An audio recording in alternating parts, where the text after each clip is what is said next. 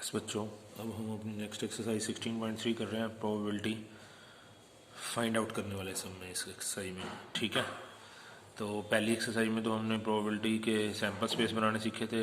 Next exercise में हमने events के बारे में सीखा। अब हम इस एक्सरसाइज में इससे रिलेटेड प्रोबेबिलिटी निकालने वाले सम कर रहे हैं। जैसे सैम्पल स्पेस, एक डाई को फेंकते हैं तो क्या आता है?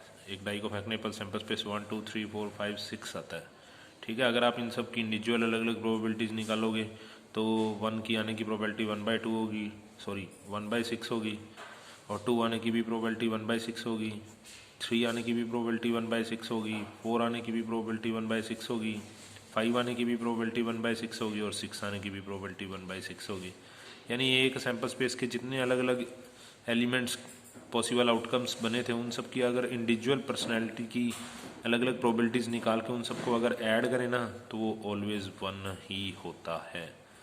तो अगर ये इन सब का एडिशन 1 नहीं आता, यानी ऑल सिग्मा पी आईज का जो सम है वो अगर 1 नहीं आता तो ये प्रोबेबिलिटी डिस्ट्रीब्यूशन जो बना पड़ा है वो वेरिएबल वैलिड नहीं होता। ठीक है, तो और कभी भी कोई प्रोबेबिलिटी नेगेटिव में भी नहीं होनी चाहिए। तो एक्सरसाइज का जो फर्स्ट क्वेश्चन है वो स्टार्ट ही इससे होता है। अभी S is equal to W1 से लेके W2 W3 W4 ऐसे कुछ इवेंट्स हमारे पास पड़े हैं W6 तक, उसके एलिमेंट्स पड़े हैं सैम्पल स्पेस के, और उन सब की अलग अलग प्रोबेबिलिटीज। पार्ट ए में 1/6 है, W2 की भी 1/6 है, W3 की भी, W4 की भी 1/6 है, W5 की भी 1/6 है, अगली भी 1/6 है। अगर इन सबको ऐड करेंगे तो हमेशा 1 ही आना चाहिए, वो भी आ रहा है। बी पार्ट में ये 1 है, 0 है, 0 है, 0 है, 0 है, 0 है। कभी कोई प्रोबेबिलिटी 0 भी हो सकती है। बस ये ध्यान रखना कि प्रोबेबिलिटी हमेशा जो होती है ना, किसी इवेंट की प्रोबेबिलिटी वो हमेशा 0 और 1 के बीच में ही होती है, ना तो 0 से छोटी होती है और ना ही 1 से कभी बड़ी होती है। तो ये भी 1 है।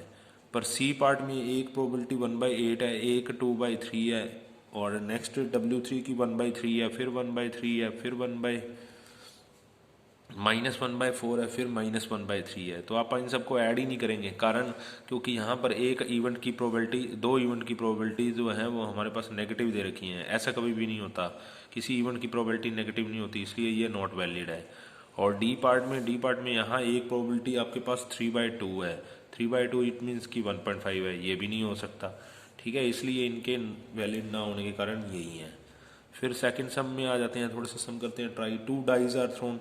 जब आप 2 डाइज को थ्रो करते हैं, 2 डाइज आर थ्रोन, जब आप 2 डाइज को थ्रो करते हैं तो सैम्पल स्पेस कितने बनते हैं? वो तो 36 बनते हैं।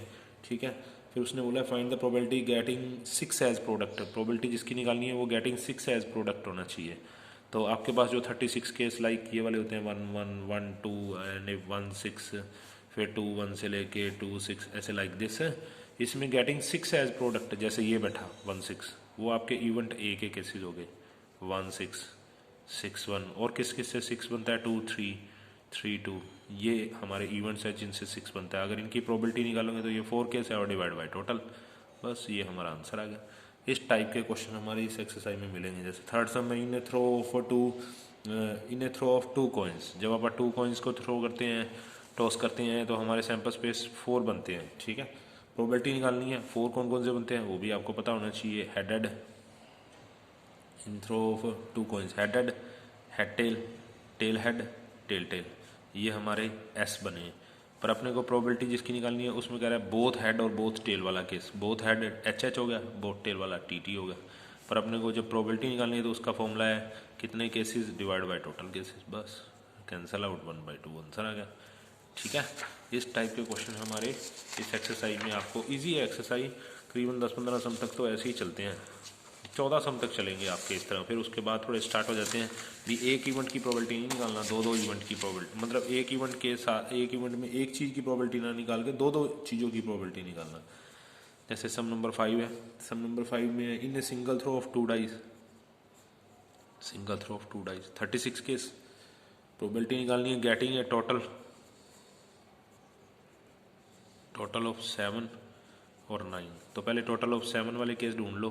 7 किस किस से बनता है? 7 बनता है आपका 2 5 5 2 3 4 4 3 1 6 6 1। और 9 किससे बनता है? 9 बनता है आपका 4 5 5 4 3 6 6 3।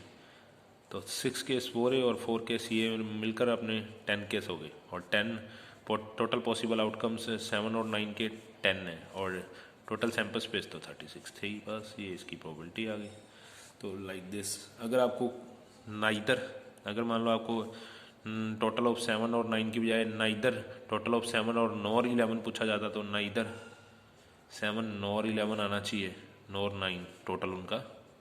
तो फिर कैसे करते, तो पहले आने की प्रोबेबिलिटी निकाल लो, यानी कि किसी चीज़ के ना आने की प्रोबेबिलिटी निकालनी हो तो 1 माइनस उसके आने की प्रोबेबिलिटी, 1 माइनस आने की प्रोबेबिलिटी कितनी आई थी 10/36, यानी कि 26/36 आंसर आ गया। आगे बात समझ, ये काम हम लोगों ने इसमें करना है।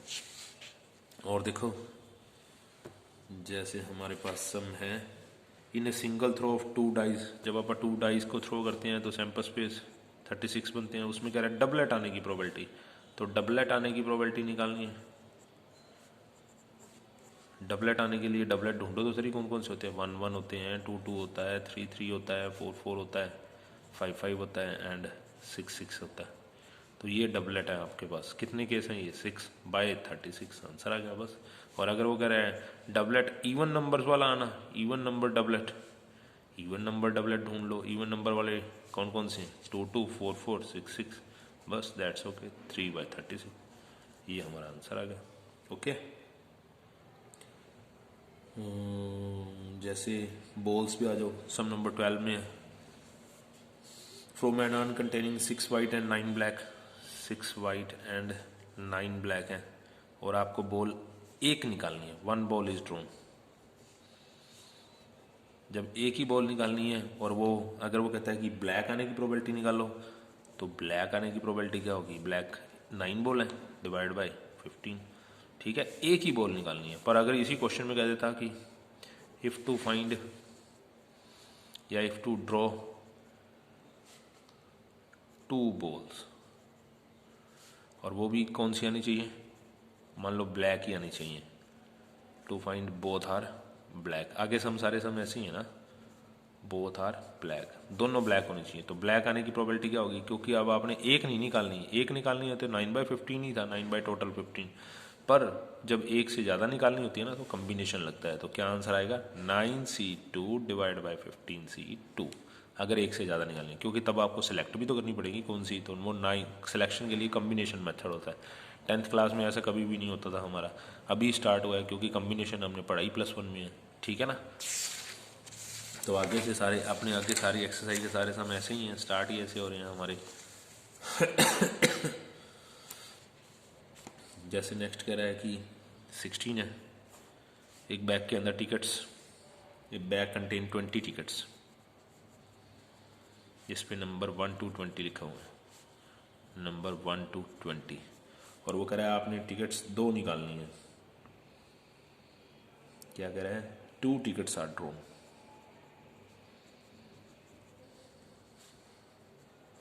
और दोनों प्राइम नंबर वाली आनी चाहिए।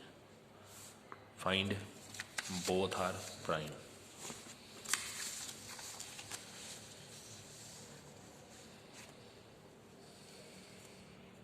Both are of prime number, दोनों प्राइम नंबर वाली आनी चाहिए। तो पहले 20 टिकट्स में से प्राइम नंबर वाली ढूंढो तो सही, कौन कौन सी होती हैं, प्राइम नंबर हो है कितनी, प्राइम नंबर 2 3 5 7 11 13 17 19 23, सॉरी बस 20 तक ही थी, तो 3 और 3 6 और 2 8 टिकट्स हैं, उसमें से आपको 2 टिकट निकालनी है, और वो दोनों ही प्राइम नंबर वाली होनी चाहिए। तो प्राइम नंबर वाली 8 टिकट्स हैं, 8C2 डिवाइड बाई 20C2, बस सॉल्व कर लो। कैसे सॉल्व करना है, चलो कर ही देते हैं। ऊपर वाले का ऊपर फैक्टोरियल, नीचे वाले का नीचे फैक्टोरियल, 8 में से 2 गया तो 6 फैक्टोरियल, यही बात है यहाँ पे, 20 फैक्टोरियल, 2 फैक्टोरियल, 20 में से 2 गया तो 18 फैक्टोरियल, ठीक है। ये नीचे से कैंसिल हो जाएगा, 8 को 6 तक खोलो, 8 × 7 × 6 फैक्टोरियल पे स्टॉप कर दिया, ऐसे ही नीचे 20 × 19 × 18 पे स्टॉप कर दिया, ठीक है। ऊपर बच गया 8 × 7, नीचे बच गया 20 × 19, सॉल्व कर लो, काट कूट के आंसर आ जाएगा अपना, ठीक है। 18 क्वेश्चन है, इसमें कह रहा है कमिटी ऑफ 2 इज सिलेक्ट, एक कमिटी ऑफ 2 इज सिलेक्ट, अपने को 2 ही लोगों को सिलेक्ट करना है, ठीक है। व्हाट इज़ द प्रोबेबिलिटी कहाँ से, फ्रॉम 2 मैन एंड 2 वुमेन से। और अपने को पहले पार्ट में प्रोबेबिलिटी निकालनी है कि नो मैन, मैन नहीं आना चाहिए, यानी कि आपको कमेटी तो 2 की बनानी है पर मैन नहीं आना चाहिए। इसका मतलब दोनों कहाँ से आएंगे, वुमेन से आएंगे। वुमेन तो 2 ही हैं, 2C2 divide by total 4C2। दूसरे पार्ट में कह रहा है 1 मैन आना चाहिए। 1 मैन आने की प्रोबेबिलिटी क्या होगी, 1 मैन, यानी कि हमको कमेटी तो 2 ही लोगों की बनानी है पर उसमें 1 मैन आना चाहिए। तो फिर 1 मैन आएगा तो फिर 1 कहाँ से आएगा, 1 तो वुमेन में से ही आएगी, डिवाइड बाई 4C2। और तीसरे पार्ट में क्या करें, 2 मैन आने चाहिए, 2 मैन तो फिर 2 के 2 मैन में से ही निकाल लो। मैन कितने हैं, 2 है ना, 2C2 डिवाइड बाई 4C2। आगे समझ, ये काम हम लोगों ने ऐसे करने हैं इस एक्सरसाइज के अंदर। जैसे एक सम और देखो, 20 है, a bag contain 12 item, 4 are defective. A bag contain 12 item, total item है, टोटल है हमारे पास 12, उसमें डिफेक्टिव है हमारे पास 4, नॉन डिफेक्टिव होगी हमारे पास माइनस करके 8। और अपने को प्रोबेबिलिटी किसकी निकालनी है कि अपने को कह रहा है from this 2 item drawn, from this 2 item drawn. और वो प्रोबेबिलिटी निकालनी है कि both are no item defective, no item defective. इसका मतलब क्या हुआ, नो आइटम डिफेक्टिव मतलब 2 आइटम ही निकालनी है और दोनों ही डिफेक्टिव नहीं होनी चाहिए। नहीं होंगी तो फिर कहाँ से होंगी, नॉन डिफेक्टिव से ही आएंगी, 8C2 डिवाइड बाई 12C2 बस। ठीक है, दूसरे पार्ट में क्या कहते हैं, दूसरे पार्ट में कहता है 1 आइटम डिफेक्टिव, 1 आइटम डिफेक्टिव आनी चाहिए। अब 1 आइटम नहीं निकालनी, आइटम तो 2 ही निकालनी है पर 1 डिफेक्टिव होनी चाहिए। 1 डिफेक्टिव से निकालो तो फिर 1 नॉन डिफेक्टिव से निकाल लो, 1 वहाँ से ले ली और 1 यहाँ से ले ली। अच्छा, बीच में कई बच्चों की कन्फ्यूजन आ गई भी सर यहाँ इंटू क्यों लगा रहे हो आप, प्लस क्यों नहीं लगा रहे। प्लस का मतलब ये होता है या तो यहाँ से निकली या यहाँ से निकली, या नहीं है, दोनों से एक एक निकालनी है इसलिए इंटू लगता होता है। नीचे तो टोटल से ही 12C2। ओके, बस ये एक्सरसाइज के साथ आपको ट्राई कर लेना, हो जाएंगे। ओके।